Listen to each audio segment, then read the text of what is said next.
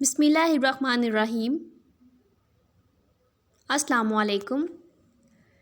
TLSE welcomes you to the online tutorial session. Let's join hands to this new technology and usher into the new progressive era. The Learning School wishes a very bright and the fruitful academic week to all of you. Lecture number 23, Grade 9, Sections R, A, B and C. Subject Biology. Unit 4. Topic is Active Transport. Page number 73 and 74. So let's start with lecture number 23. Recap. In the last lecture, we studied about the process of filtration. Objective. In this lecture, we will study about active transport. Important terminology: ATP, concentration gradient, endocytosis, exocytosis, invagination. Drill words: ATP. ATP को हम कहते हैं अडीनोसिन triphosphate. अडीनोसिन एक nucleotide base होती है, try means 3, phosphate mean ये phosphate group होता है जो 3 लगे होते हैं। एटीपी एक्चुअली एक एनर्जी यील्डिंग होता है कि इसमें बहुत ज़्यादा एनर्जी जो होती है वो स्टोर हुई होती है। ह्यूमन बॉडी में जो एनर्जी स्टोर हुई होती है ना, वो एटीपी की फॉर्म में स्टोर हुई होती है। नेक्स्ट आता है कंसंट्रेशन ग्रेडियंट। कंसंट्रेशन का हमें पता है थिकनेस कहते हैं हम किसी चीज़ को। कंसंट्रेशन ग्रेडियंट को अगर डिफाइन किया जाए तो हम कहते हैं मूवमेंट ऑफ पार्टिकल्स।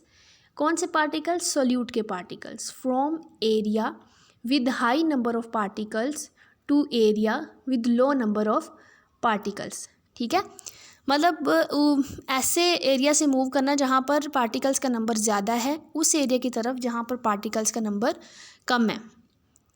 नेक्स्ट आता है फैगोसाइटोसिस। फैगोसाइटोसिस हम कहते हैं सेलुलर ईटिंग। सेलुलर ईटिंग मतलब इसमें सेल जो होता है वो खाता है, चीज़ें खाता है। आप सिंपल अल्फाज में ये कह सकते हैं। कौन सी चीज़ें खाता है? वो सॉलिड फॉर्म में हो सकती हैं या सेमी सॉलिड हो सकती हैं। नेक्स्ट आता है पिनोसाइटोसिस। पिनोसाइटोसिस हम कहते हैं सेलुलर ड्रिंकिंग। इसमें सेल जो होता है ड्रिंक करता है, पीता है। क्या पीता है? लिक्विड फॉर्म में कोई केमिकल मटेरियल वगैरह होता है उसको अपने अंदर इनगल्फ कर लेता है। नेक्स्ट आता है इन्वेजिनेशन। इन्वेजिनेशन कहते हैं किसी सरफेस का अंदर की तरफ फोल्ड हो जाना। ये जो हम कह रहे हैं कि सेल चीज़ें खाता है या पीता है, तो किस तरह से होता है? ये अपने आप को, अपनी जो सेल सरफेस होती है उसको फोल्ड करता है और फिर जिस चीज़ को वो अंदर ले जाना चाह रहा है वो अंदर जाती है। नेक्स्ट आता है इंजेशन। इंजेशन हम कहते हैं process of taking food into the body. ये वो प्रोसेस होता है जिसके थ्रू फूड जो होती है बॉडी के अंदर ले जाई जाती है। सो टॉपिक इज़ एक्टिव ट्रांसपोर्ट। जब आप लोगों ने डिफ्यूजन का टॉपिक पढ़ा था तो वहाँ पर हमने एक चीज़ पढ़ी थी कि जो डिफ्यूजन होती है वो पैसिव ट्रांसपोर्ट होती है, मतलब उसमें एनर्जी की ज़रूरत नहीं होती। वहाँ पर एनर्जी की ज़रूरत क्यों नहीं होती? क्योंकि वहाँ मूवमेंट जो होती है हाई से लो की तरफ जाती है, हाई कंसंट्रेशन से लोअर कंसंट्रेशन की तरफ जाती है। लेकिन एक्टिव ट्रांसपोर्ट पैसिव ट्रांसपोर्ट के बिल्कुल ऑपोजिट है। यहाँ पर मूवमेंट ऑपोजिट होती है। यहाँ लो कंसंट्रेशन से हाई कंसंट्रेशन की तरफ मूवमेंट होती है। ठीक है, movement of molecules from area of lower concentration to area of higher concentration. हमने जब डिफ्यूजन की बात की थी तो हमने स्टेयर्स की एग्जांपल ली थी कि स्टेयर्स के ऊपर से पानी फेंका जाता है तो वो नीचे आ जाता है आराम से, लेकिन वो वो पैसिव ट्रांसपोर्ट में आप कंसीडर करेंगे क्योंकि उसमें हमें एनर्जी की ज़रूरत नहीं पड़ेगी। लेकिन जब हम नीचे से ऊपर लेके जाएंगे पानी को तो फिर हमें एनर्जी इस्तेमाल करनी पड़ेगी अपनी, तो वो किस में आ जाएगा? एक्टिव ट्रांसपोर्ट में। ठीक है, movement is against concentration gradient. ये हमें पता चल गया है कि जो मूवमेंट होती है कंसंट्रेशन ग्रेडियंट के ख़िलाफ़ होती है। So requires energy in the form of ATP. तो इसलिए हमें एनर्जी की ज़रूरत होती है और वो एनर्जी की कौन सी फॉर्म होती है? एटीपी, मतलब एडिनोसिन ट्राईफॉस्फेट की फॉर्म में। नेक्स्ट आता है कैरियर प्रोटीन्स।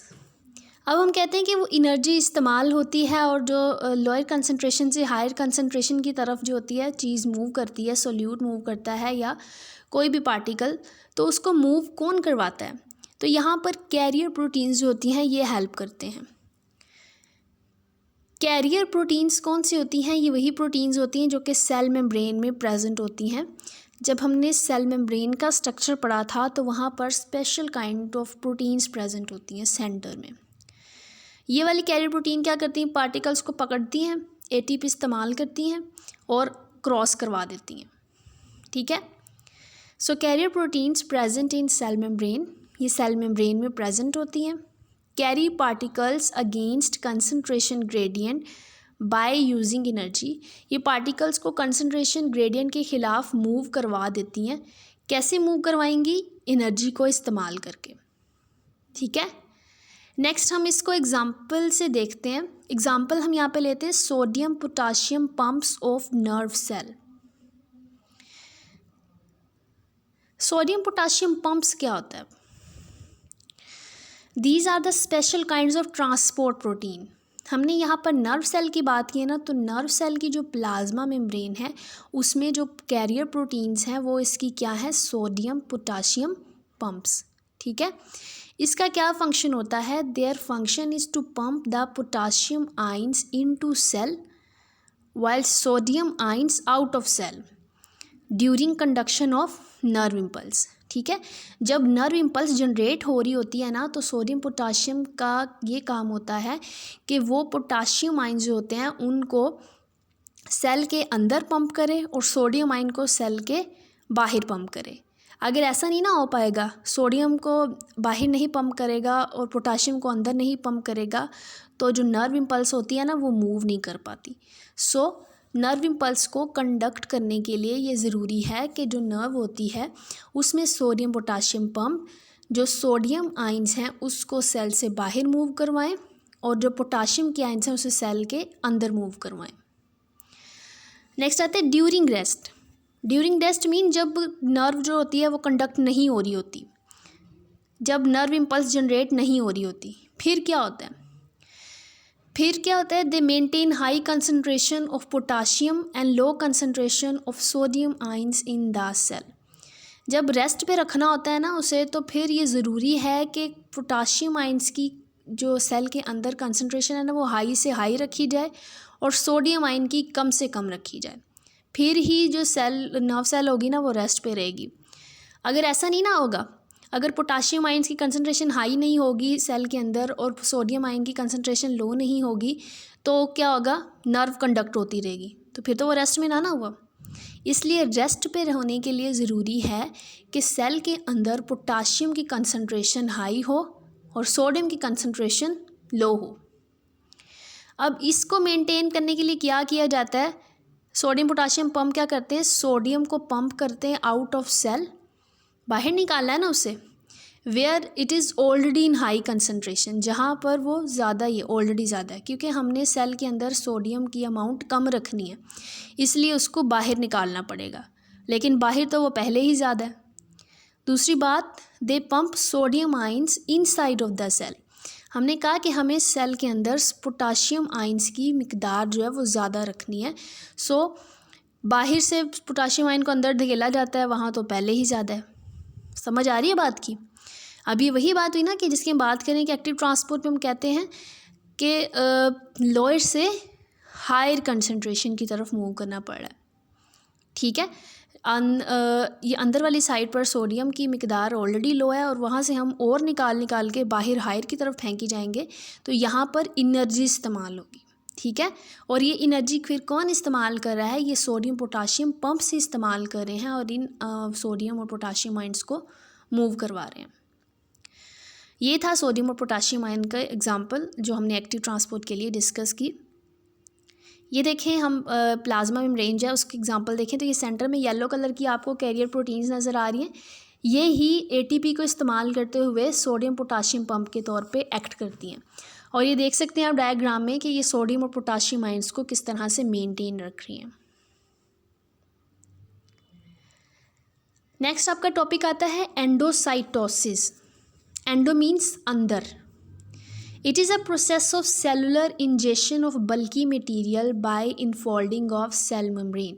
कह रहे ये वो प्रोसेस होता है जिसमें सेल जो है सेलुलर इंजेशन होती है.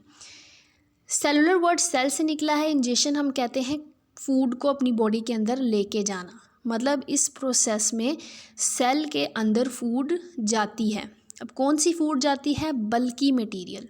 लिक्विड फॉर्म नहीं है, बल्की मटेरियल. ठीक है. By infolding of cell membrane. किस तरह से अंदर जाती है?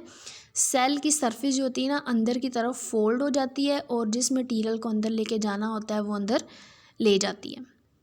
समझ आ गया? सिंपल वर्ड में एंडोसाइटोसिस हम कहते हैं कि मटेरियल्स को सेल के अंदर लेके जाना. इसकी 2 फॉर्म्स होती हैं. एक होती है फैगोसाइटोसिस और एक होती है पिनोसाइटोसिस. ये भी हमने ड्रिल वर्ड्स में भी वर्ड यूज़ किया है. Phagocytosis means cellular eating. मतलब इसमें सेल सॉलिड मटेरियल को अंदर लेके जाता है. Pinocytosis means cellular drinking. मतलब इसमें सेल जो होता है वो लिक्विड मटेरियल को अपने अंदर लेके जाता है.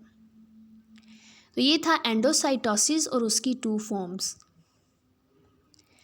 नेक्स्ट आता है एक्सोसाइटोसिस.